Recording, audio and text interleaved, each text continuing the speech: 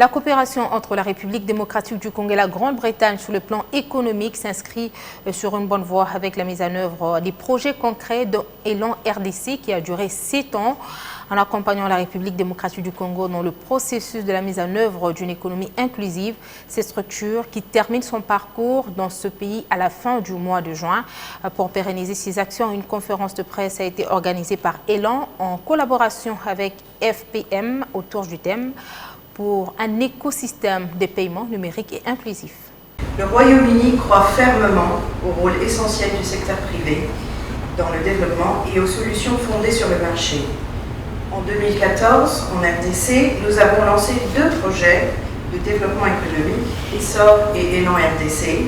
Après 7 ans d'existence, ce programme de développement du secteur privé de la coopération britannique, Élan RDC, a lors d'une conférence organisée ce lundi, passé officiellement le relais au FPM, Fonds pour l'inclusion financière en République démocratique du Congo, en vue de poursuivre avec la mission de la promotion de l'inclusion financière dans le pays. Au cours de ce Digital Working Group qui a réuni différentes parties prenantes, entre autres les institutions financières, opérateurs des monnaies électroniques, les marchands et les régulateurs, notamment la Banque centrale du Congo, qui a reconnu l'importance de cette rencontre qui lui permettra de prendre la mesure de la transformation historique déjà en marche.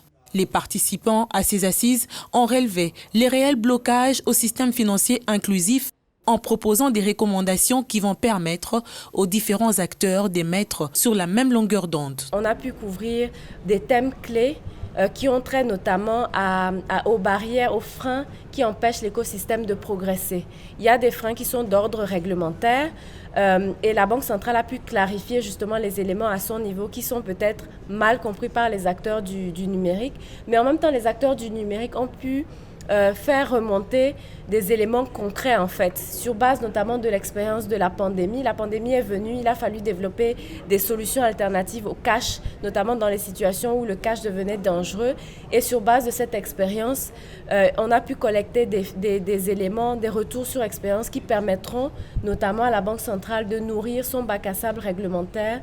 Dans sa mission de médiation, le FPM entend jouer correctement ce rôle en vue de placer la RDC sur une orbite de développement à travers un écosystème de paiement numérique efficace. Pour nous, il était tout à fait naturel de pouvoir reprendre le flambeau de Élan parce qu'ils ont fait un travail vraiment remarquable.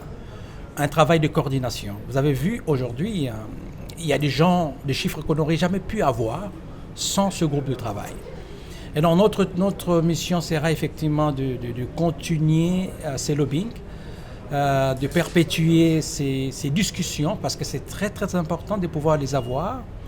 Pourquoi? Parce que comme vous avez entendu, vous avez compris, il y a des différences de vues, des différences de positionnement, des stratégies même, alors que nous voulons arriver à un but commun, c'est-à-dire comment servir finalement la cible finale qui est la petite et moyenne entreprise et les personnes à faible revenu.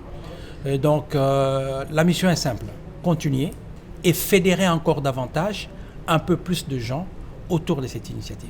Face au contexte de Covid-19, le paiement numérique serait bénéfique.